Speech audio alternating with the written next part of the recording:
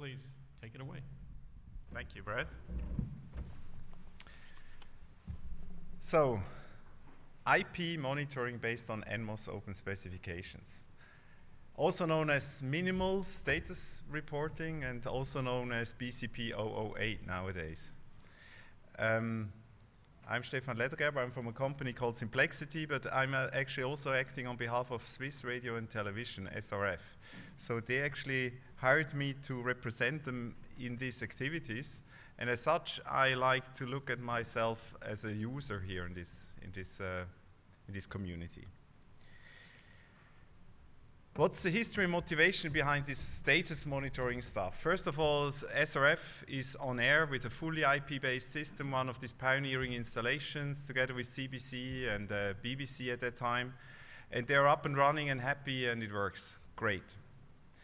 At the same time, there was always a plan for what they call the phase 2 of the project, which means implementing monitoring of the whole facility. And when we triggered off that second phase, we invited some of the key vendors. There were like, in this case, 17 different vendors on this 2110 network. So we invited just a few of them to have a discussion about what can be done in terms of reliability and monitoring of the system. And we had great ideas, what could be done, and it would be great to have this and that and this information, whatever. At the same time, it was pretty apparent that our great ideas were taking a lot of time and effort to realize, and simply basically being unrealistic in a reasonable time frame. So we reduced to the max, right? That's what you do. What do we really need and what's actually possible? So after that, we publicized the white paper, which is public, and by the way, links and QR codes are coming up later. And that white paper actually described in very practical situations a user of an MCR or someone who just says, I am no IP expert, but I want some tool in front of me which helps me in my daily life. And that also actually, we reduced that requirement even further and said it's okay if that person knows who to call. That's already enough.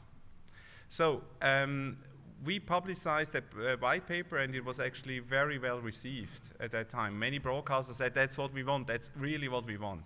So we went to AMWA and said, hey, isn't that something you should standardize somehow? Because it seems like a common thing.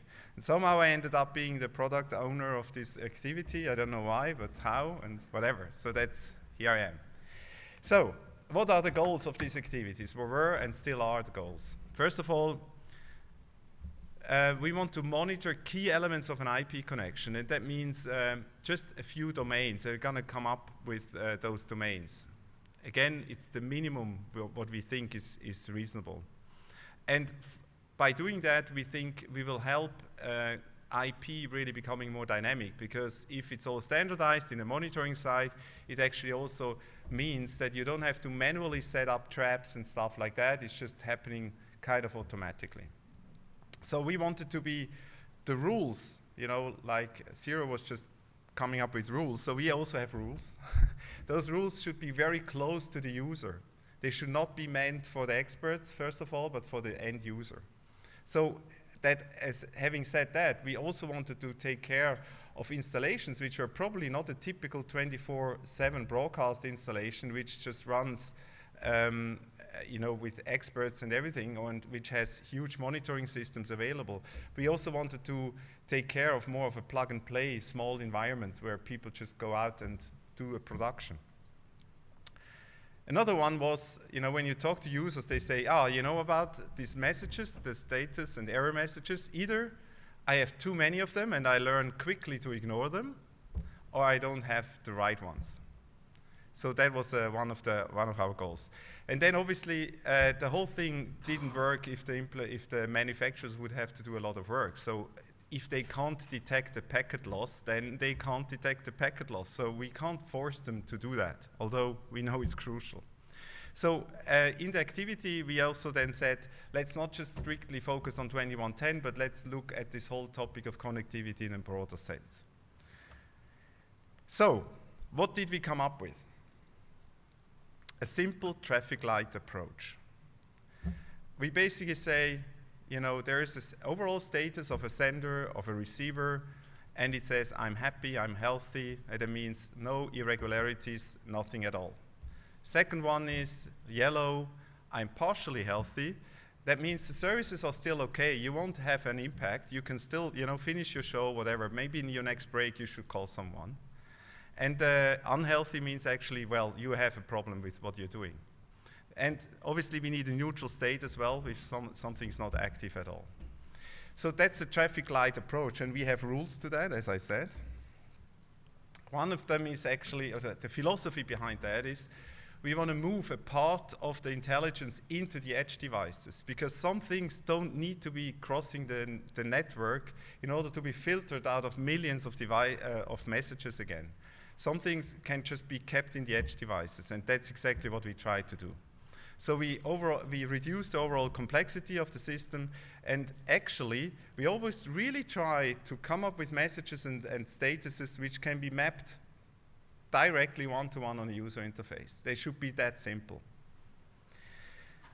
Second point is, it was pretty apparent that we can't do polling. So, I mean, in a larger system that doesn't scale.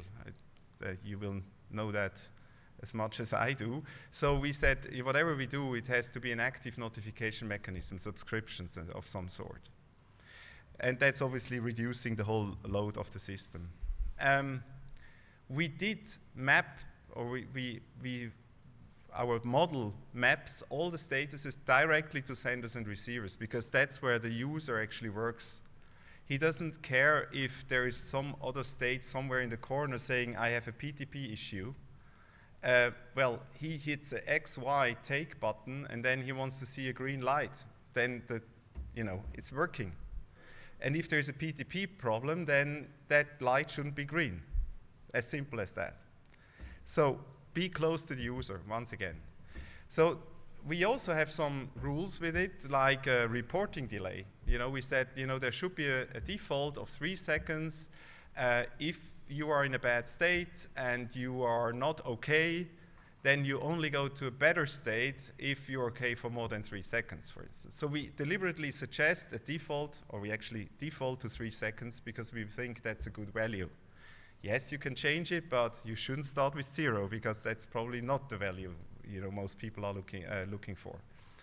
And the other one is also, if you start and stop connections, we make sure that there's no false alarms generated.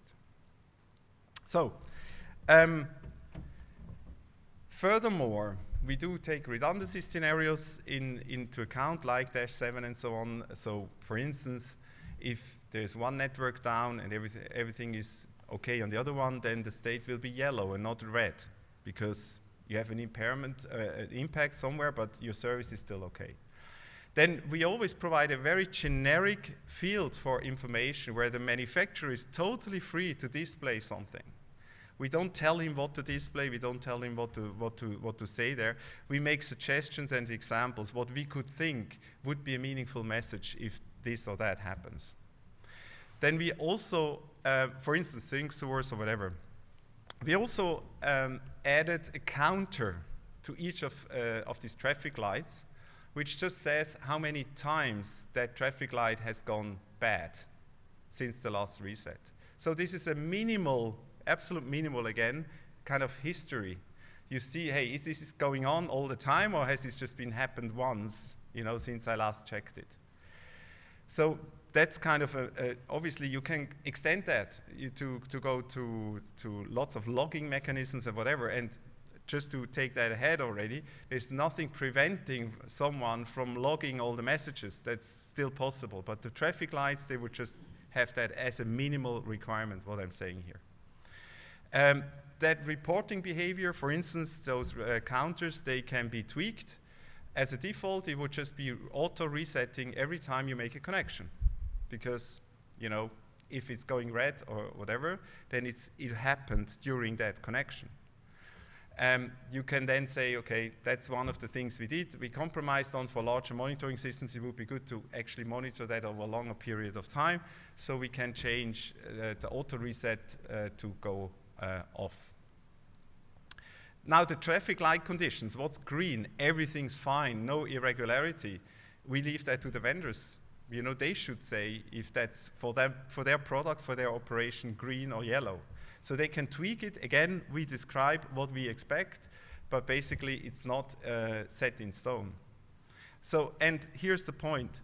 Vendors are totally free to add their own status and traffic lights. They can do that, it's no problem. That's, Christian was pointing to that this morning. You know, if you want to report more, you're welcome to do so. This is just the minimal status reporting we're talking. So, let me introduce you to the domains we specified. We actually said there are 3 domains which we always want to know about. Basically, connectivity, synchronization, and stream level. So let's look at that. On the connectivity, obviously, you know, if I have an issue on the connectivity, then I don't have to look any further, then I have a problem already. So it's helping in practice to know that. There we distinguish between a physical link issue, so because it just happens quite frequently, especially in production environment, that someone disconnects a cable or hasn't plugged it in yet or whatever. So, but basically the packet level inspection is what we are looking at. That means we're going to go into details later on. It really means, do the packets arrive on time or do they not arrive at all? So there's actually two things. So it's late or lost packets. On the synchronization, is the expected synchronization present? It's a very broad statement, but that's exactly what we want. It's just what you expect, you know, as a unit. Is it there or not? Or are you missing something? And the stream validation, actually, we distinguish between receivers and senders. Obviously, on the receiver, it's pretty obvious. Can I decode the stream which is coming in? Is it a format I know? Is it all cool? On the sender, actually, we map there, you know, if the device can do it, we map baseband signal or essence states where we say, well, you know, is it okay? Can you actually transmit? Or do you need to retransmit in terms of, you know, RIST, SRT or whatever? Are there retransmits happening? That kind of stuff. And so even these 3 traffic lights, so to say, they are summarized in an overall status. And that's it. You have 1 status per receiver, 1 per sender, and if it's green, it's green. And that overall status basically could be directly used for a user interface, and even that, and I did talk to large monitoring vendors, monitor system vendors. They said, well, you know, if you have such traffic lights, it makes our job easier as well. We don't mind. We can still get more data out of the units if they deliver. That's not a problem, but to have this simplified view already helps us as well. So basically, that's the key of this domain. So in the next part of this presentation, I would actually just go into these domains in a bit more details. So we look at connectivity first. And there is this definition of the connectivity traffic light on the link layer. If it's green, it means all links are up. Yellow means some links are down. Again, we deliberately don't say how many, but some are down, which you expect to be up. And obviously, you know, under red, I have all links missing. Again, this optional status message where the vendor is invited to basically describe the cause of that state. It could also be that if you go back to green, that it would say recovered from whatever. We give hints, but no musts. And as I said, state transitions in order to know, do I have a flipping link constantly, you know, like always going up and down multiple times, or is it just once? As a user, that tells me a lot, because it only happens once, then it's most likely that someone disconnected something and it connected again. If I have 100 link up and down, then probably I have something to do with a bad connection, an aging SFP or what have you. So the practical impact is quite big. On the packet side, we have a similar thing, all packets there, or we have packets missing, and I am doing some kind of recovery, some kind. You know, if you're not doing 2110, you know, you may be recovering some packets. And if it's not possible, you go red. Again, message is the same thing, and here we actually, optionally, we suggest not to have a state transition counter, but also 2 counters which would indicate the amount of lost and the amount of late packets, which I think is very, I mean, I know in the video, you know, it's 1 frame is eternity. In audio, if you have, you know, half a millisecond or a millisecond of latency set, then it's crucial to know whether it's an issue that you are driving too low latency, or whether you're actually having lost packets. That's quite practically relevant.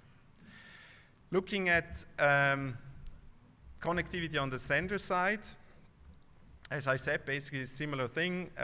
Here I would go for red if there are recoverable errors, basically retransmitting and stuff like that, or red if I, as a sender, can detect that I have an issue. Now here, most 2110 devices will not be able to say anything about this. And it's totally okay. Then you say just, you know, no transmission errors, or I cannot detect it. That's it. Fine. We don't force you to implement stuff you can't detect. That's one of the key things. So synchronization, that's exactly the same thing on senders and receivers. It basically means, and I say external sync expected, and all of them are okay. So everything which I expect to be there, let's say we have an A and B network. If I expect PTP to be present on both, then green means I detect PTP on both.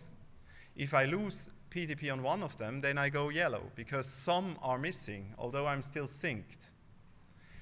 And so that's basically the whole thing about synchronization. And here we have one special field in there which says info, and that actually is just, again, a string which says what's the current sync source you're running on. So that would be the GMID if it's PTP, or it would be, I don't know, blackburst in 1, 2, 3, whatever, what have you.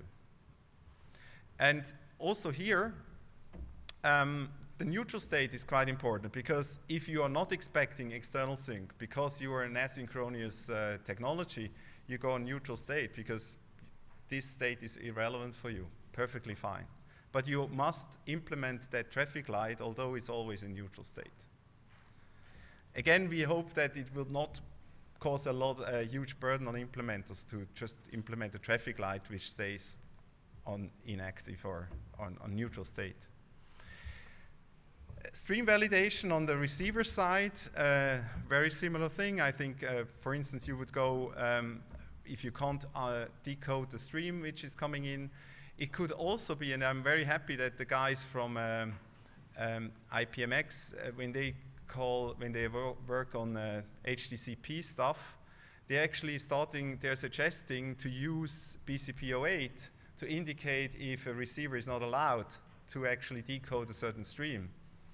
And likewise, actually, stream validation on the sender, what could be stream validation on the sender, same thing. Here we talk about, am I, as a sender, able to transmit what I'm supposed to transmit? If it's an HDCP problem, that's exactly, you know, one of the reasons why you can't transmit. And if it's I don't know, constant retransmission errors or whatever, it's a reason why you can't transmit, why you can't do your job. So same thing here. So the overall state now, that's an interesting one, just takes the worst of all the other domain statuses, right? Pretty simple. If everything's green, that guy is green. If one of them is red, that guy goes red. As simple as that. The less I have to explain, the more it's a proof that it's simple, so it's cool. The counters, why did we introduce these counters? Because, you know, obviously you can go into lots of logging mechanisms and so on. Now, logging was not in focus. If you get messages and you as a monitoring system, as a user interface or whatever, want to store those messages, you're absolutely welcome to do that. But we had also these use cases in mind where you don't have a monitoring system really running, and you just want to kind of boot up a website or whatever, and which shows you all the traffic lights. And there, actually, these counters, I think, will be very practical use to say you had a lot of these going on since the last connection was established. So they reset, as I said, as a default when you do make the connection, and you can deactivate that stuff. So basically, the traffic light shows you the current state of your connection, and the counter a little bit about the history of it. That's it. So, what are the technical prerequisites of this BCP 008? I mean, Christian said it this morning. We talked about the model, we talked about the behavior. That's what we are doing in this activity. And for me, as a representative of the user, honestly, I couldn't care less what protocol is running underneath. So it just happens to be that, you know, AMWA picked it up, and now it's NMOS, and it's ticking all the boxes. But from a user perspective, we just want this not to be implemented again and again and again and rediscussed with every single vendor. So the model is actually the core to it. And it happens that IS-12, together with MS-05, actually ticks all these boxes. And that's here for BCP 08. That's why it's best current practice, right, the BCP, of applying those protocols. So, and yes, IS-12, as we heard, is a generic control protocol which could be used for other stuff as well. Now, I brought up some practical examples, use cases on the left, and then kind of how these traffic lights react. Let's take the first one, cable disconnect or aging SFPs, dirty optical connectors. Depending whether I'm running a -7 environment or not, my overall status would go to yellow or red. Because if I have a redundancy, it's still okay. If I don't, then it goes red. If I have a traffic overload on the network because someone has, you know, let's assume Pro AV applications, and you don't have to set the right priorities on the traffic type and so on, you obviously have then packet losses and stuff, then you actually will see the link is okay, but the connection has a problem, like the packet on the packet level. So you also will see that.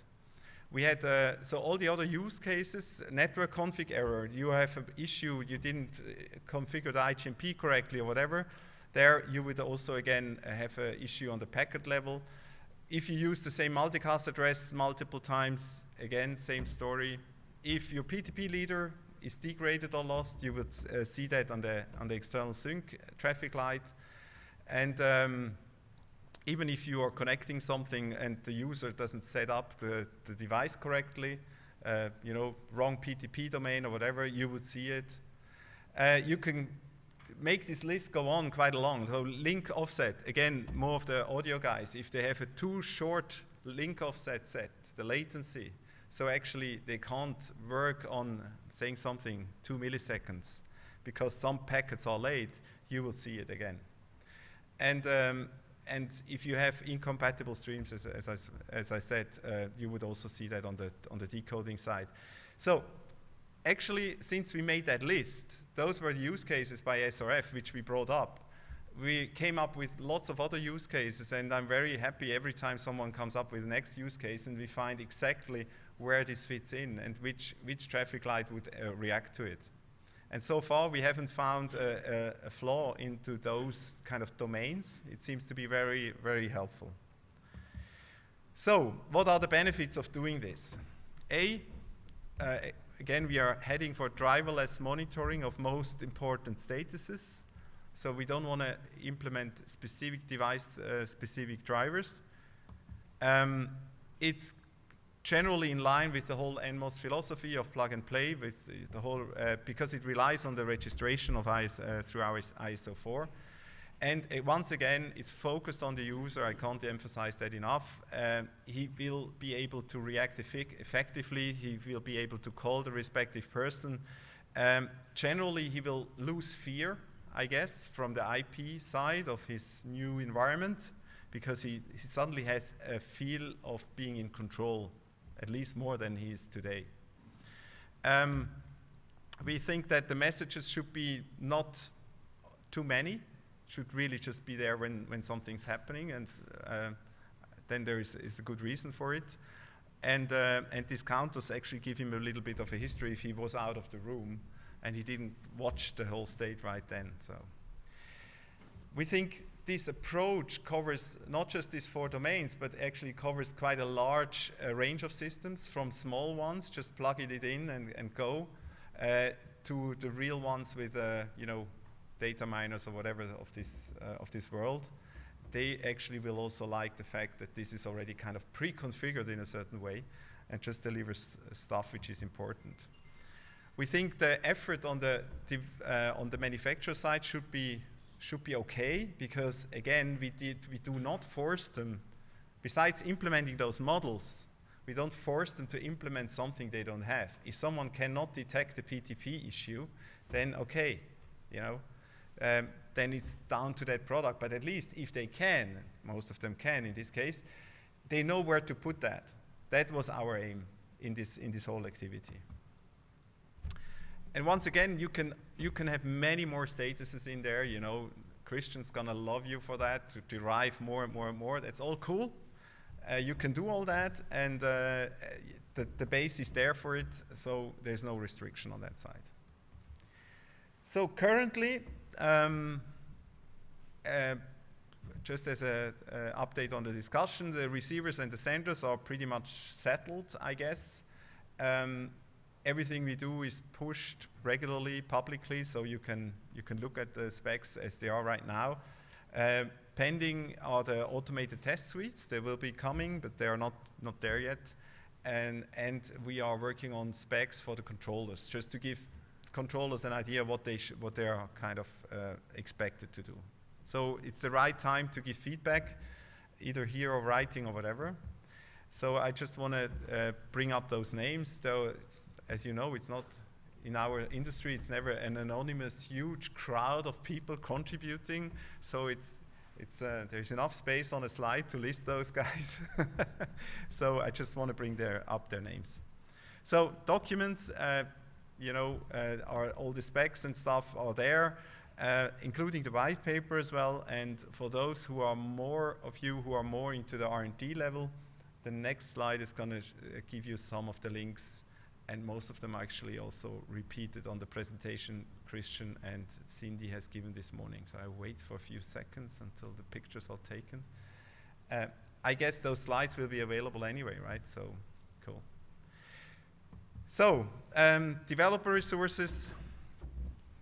Basically, SDK node implementations are there supporting IS-12. BCP08 is not in that particular SDK yet, so that's in progress. We have a mock device which actually does BCP08 already and indicates those traffic lights, and the testing framework for IS-12 is already there. So what you see here is for IS-12 as the foundation, everything's there. For BCP08, those models we have just specified, there's some work in progress still. That's it.